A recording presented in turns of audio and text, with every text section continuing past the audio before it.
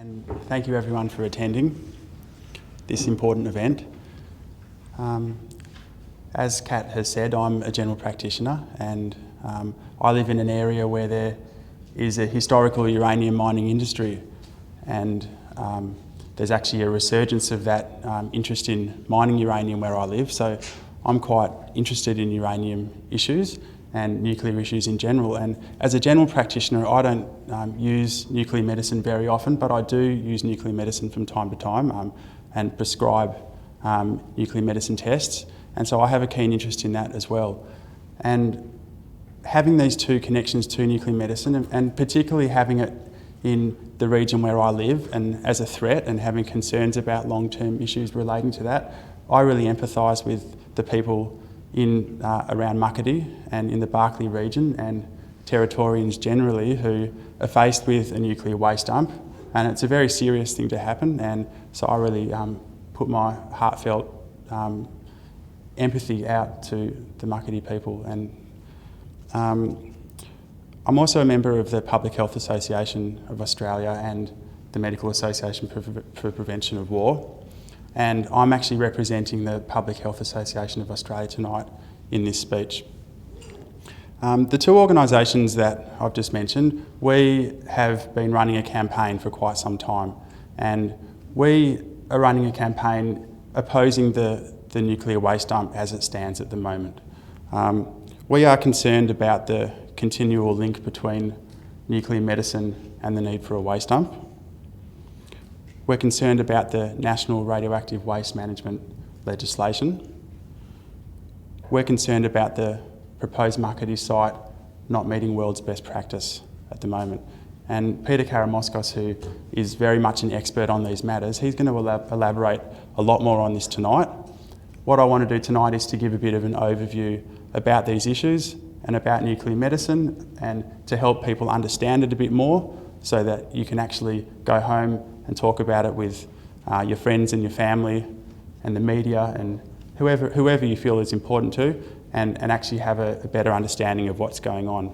Because I think that a lot of people don't understand this issue very well, and perhaps this is it's a weakness that gets played on by the media and by politicians. What we think as these two organisations is that Australia needs to have a really well thought out strategy for the long term, and until we do that, we shouldn't be messing around with nuclear waste.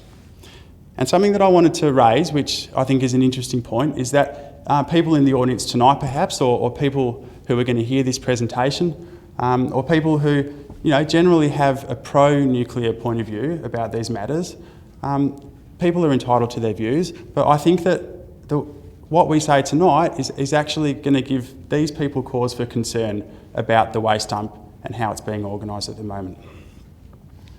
So I want to thank Peter for coming tonight, and he's going to talk a lot more about the technicalities in relation to the nuclear waste that medicine is involved with, the nuclear waste connected to the waste dump, and also some ways forward for nuclear medicine.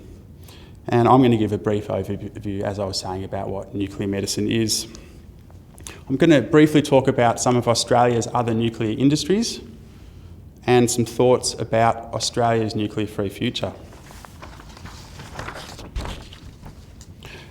So what is nuclear medicine? Nuclear medicine involves the use of very small volumes of radioisotopes which are administered to people. And these radioisotopes release ionising radiation. That's the term for what they do. And this either helps to diagnose or treat medical conditions. So in diagnosis, the isotopes are taken up by certain organs and they release radiation then, and that radiation is detected by a camera and helps clinicians to reach a diagnosis about certain conditions. This includes cardiac conditions and bone scans and brain function tests.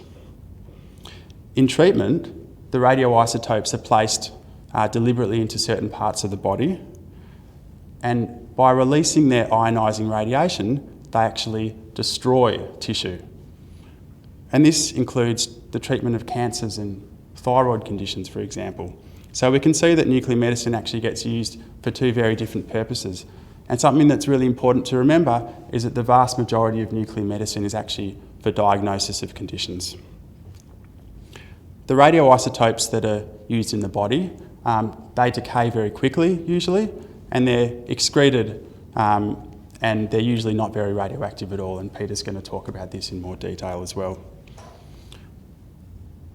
X-rays and CT scans is something that comes up often, and people wonder whether this is nuclear medicine. And I just wanted to let people know that whilst these also use ionising radiation, they do not produce radioactive waste, and they're not considered nuclear medicine. So nuclear medicine comes from two main sources. One of them is nuclear reactors, and the other one is particle accelerators, and I'm going to refer to these as non-reactor nuclear medicine. So nuclear reactors, which we're all familiar with, they rely on uranium, and we have one in Australia that is sited at Lucas Heights near Sydney, and it's called the Opal reactor. And this reactor is actually primarily a research reactor, and one of the smaller functions that it performs is that it makes some nuclear radioisotopes. A very interesting point to raise is that in the manufacture of radioisotopes in reactors, it relies on nuclear fuel rods, and these are the things that are very, very long-lived and quite serious waste. The non-reactor nuclear medicine, the particle accelerators, and the main one that we can think of, I think is helpful to know, is called a cyclotron. These don't rely on uranium, and these are smaller pieces of equipment that can be on site in a hospital or a research facility, and they don't produce long-lived waste in the same way that nuclear reactors do. So that's an overview of nuclear medicine. Public Health Association of Australia and the Medical Association for Prevention of War, we got together with the peak organisations and supported by the AMA, and we have released an inquiry called Time for a Change. We want this inquiry to happen by the federal government before further actions are taken to advance the construction of a waste repository in Australia. And we have been supported by the Doctors for Environment Australia and the Aboriginal Medical Services Alliance of the NT and the Australian Nursing Federation South Australia branch. All of those people have been joint signatories to this inquiry, and the AMA have written a supporting letter to this, also calling for an inquiry. We want an inquiry to happen at a federal level to look into two main issues. Firstly, nuclear medicine and its waste disposal, and secondly, the role of alternative production of radioisotopes for nuclear medicine, so the non-reactor nuclear medicine. Peter's going to talk further about options Australia has in shifting away from reliance on a nuclear reactor in Australia for medicine. And he's also going to draw on a recent Canadian inquiry that was held, where the Canadian government concluded that they wanted to shift away from reactors for the generation of their radioisotopes. So now the question about winding back of Australia's nuclear industry in general. We are making the case tonight that nuclear medicine doesn't significantly contribute to Australia's nuclear waste stream. We're also making the case that the nuclear medicine waste that does exist can be minimised in the future. So who else is making waste and who else is relying on nuclear medicine in Australia? We don't have nuclear power plants, and we're not going to get them. The other people who are using it is the scientists who are conducting scientific research, and industry is using nuclear medicine to an extent, and this is being fuelled by the Lucas Heights reactor. Something that is known to a lot of people is that we have smoke alarms in many houses in Australia, and these traditionally use a small amount of radioisotope to perform their function. I think it's quite relevant to raise at this point that we've just had a piece of news in the Northern Territory where the NT government is legislating to move away from radioactive smoke alarms. And this is a really positive step. they've been found to actually not perform well as their non-radioactive alternatives, and they're going to be phased out. So this is something that may well be rolled out in the rest of the states around Australia, and it results in one less reason why Australia relies on nuclear medicine. So maybe Australia doesn't need a nuclear reactor at all. That's something that I want people to be thinking about and talking about. A reactor creates waste that creates problems, and we're having a lot of trouble solving those problems. Then we can keep our focus on dealing with the past nuclear waste legacy instead of the future waste legacy as well. And it would make the problem a lot easier to deal with. So there's some food for thought. Just in winding up now, I want to talk to people about how you might be able to get involved in this at the moment. And what we have outside is copies of the Joint Health Position Statement that has been released.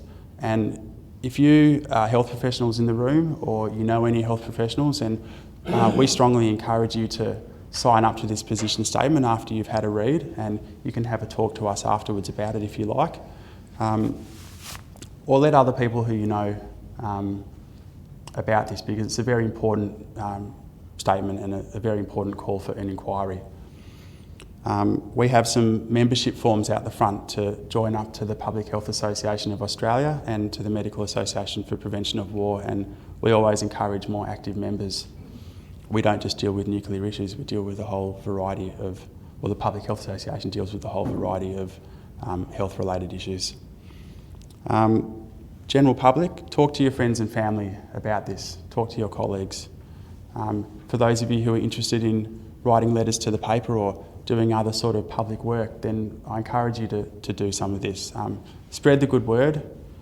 It's a difficult issue, but really we need to hear the facts about nuclear medicine, and this is what we're here for tonight. And I'm going to hand over to Peter now.